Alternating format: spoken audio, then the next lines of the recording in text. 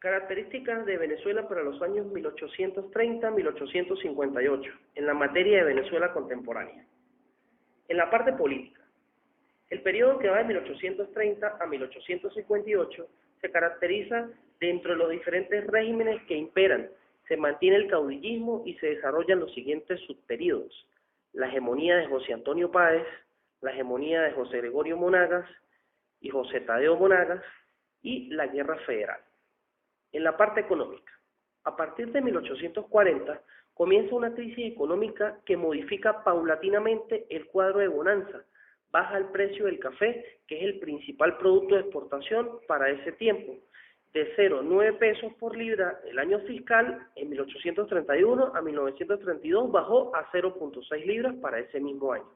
El cacao apenas subió en los mismos años de 0,13 pesos a 0,16 por libra. En el aspecto social, el periodo de 1830 a 1864 presenta inicialmente una sociedad dividida políticamente, centralistas y separatistas, luego civilistas y militaristas, liberales y conservadores. El hecho más trascendental fue la abolición de la esclavitud, por la cual los antiguos esclavos pasaron a ser ciudadanos. La Guerra Federal dio por resultado un cuadro social de ciudadanos iguales ante la ley y la eliminación de privilegios y los títulos de nobleza que persistían desde el periodo colonial. Sin embargo, el proceso social de la Guerra Federal no fue fácil.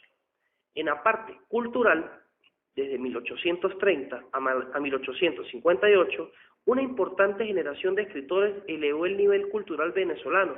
Entre ellos se destacan los humanistas Fermín Toro, que fue un político, pero más que todo fue un ensayista. El famosísimo Cecilio Acosta, quien fue que analizó la educación de nuestro país a nivel nacional. Los gobiernos conservadores. Oligarquía liberal. El nacimiento del Partido Liberal se inició con la aparición del periódico El Venezolano, cuyo primer número se publicó el 24 de agosto de 1840, bajo el lema de "Más quiere una libertad peligrosa que una esclavitud tranquila". Antonio Leocadio Guzmán inició en esa forma la insurgencia contra el pacífico y aplastante dominio de la oligarquía venezolana. La aparición del Partido Liberal constituyó el hecho político de mayor relevancia durante el segundo gobierno de Páez y pasó a ser el tono dominante de nuestra política hasta los comienzos de este siglo. No hubo, a partir de 1840, revolución o caudillo alzado que no se proclamara liberal, a tal punto que más del partido puede ser considerándose como la doctrina que motiva todas nuestras disputas del siglo XIX. La oligarquía conservadora. Así como Antonio Leocadio Guzmán era el líder de los liberales, el de los conservadores era José Antonio Páez. Formaban parte de este grupo los caudillos militares, los hacendados partidarios de las medidas económicas impuestas por Páez, los comerciantes que practicaban no solo el comercio normal, sino la usura mediante el préstamo de los necesitados, los empleados públicos relacionados con los gobernantes por el parentesco o la amistad.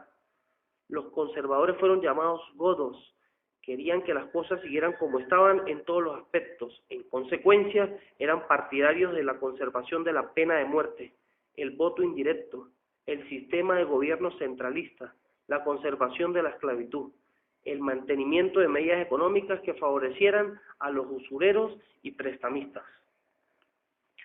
Comparación entre liberales y conservadores. Exclusivismos en poder, dominio de la oligarquía. Mantener vigente la ley del 10 de abril de 1834 favorecía a los ricos que podían prestar dinero y poner intereses caprichosos y usureros. Mantener la esclavitud porque favorecía a las clases pudientes. Votación indirecta, era restringida y se podía manipular. Conservar la pena de muerte como un medio para mantener el poder. Mantener el centralismo como una forma de gobierno. Dejar las cosas como estaban sin presentar las mejoras sociales.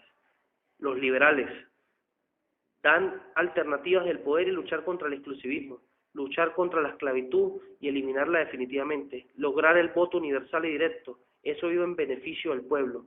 lograr el voto universal y directo. Eso iba en beneficio de todos, eliminar la pena de muerte como un acto injusto, establecer un sistema federal de gobierno, exigir mejoras sociales para nuestro pueblo. El caudillismo. Hemos de entender el caudillismo como el fenómeno sociopolítico que presenta la conducción del pueblo o el ejercicio del poder en manos de una persona que por su instrucción, sus bienes de fortuna o la fuerza de su atracción sobre el pueblo logra el apoyo incondicional de la ciudadanía que sin objeciones sigue sus directrices.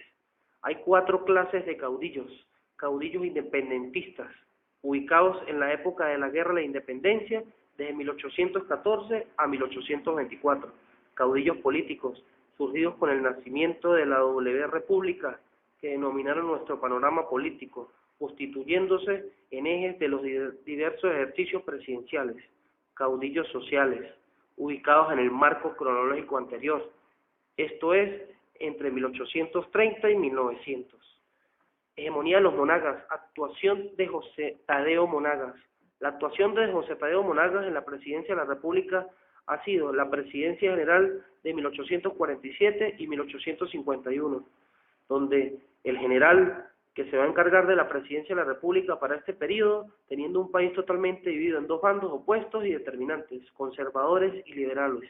Aunado a este, encontramos una aguda crisis económica y continuos enfrentamientos entre los caudillos, José Antonio Páez y Antonio Leocadio Guzmán, cada uno representantes de bandos opuestos, militar y civil el segundo. Para la segunda presidencia de José Tadeo Monagas, tomando en cuenta la mala administración de la presidencia de su hermano José Gregorio, el pueblo cifra sus esperanzas de renovación y el progreso en regenerador de la patria, centro de esperanza de la nación, elegido de los pueblos, deseado presidente, el sol de oriente como lo llamaban. Títulos que en el popular daba a José Tadeo Monagas, como se le reciben en Caracas apoteósicamente. Actuación de José Gregorio Monagas. Toma la presidencia 1851 a 1855. Ante la muerte inesperada de Tomás J. Sanabria, quien era el candidato del presidente José Tadeo Monagas, este se inclina con la idea de su hermano José Gregorio, sea el próximo presidente, y en efecto así lo fue. Durante su presidencia, la agitación popular se hizo más palpable. Esto preocupaba ahora por la continuidad de los Monagas en el poder. Por primera vez los liberales y conservadores se unen en la lucha contra el peligro que significaba la hegemonía de los Monagas. Los 2 alzamientos de José Antonio Páez.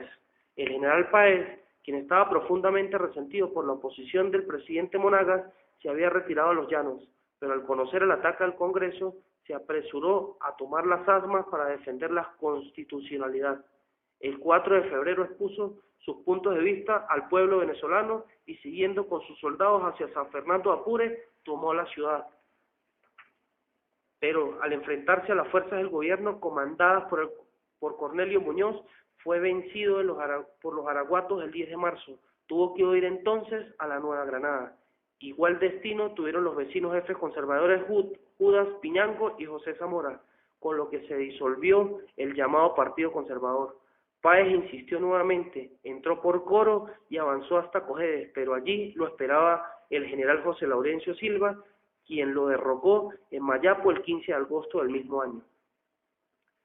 Podemos nombrar también a Julián Castro como teniente del batallón Anzoátegui, bajo las órdenes de Pedro Carujo. Participa en la revolución de las reformas y cumple la misión de mantener una guardia en la habitación del presidente de la República, doctor José María Vargas. Después de su arresto, Julio, en 1835, es apresado en Oriente, acusado de haber asesinado a Francisco Sucre.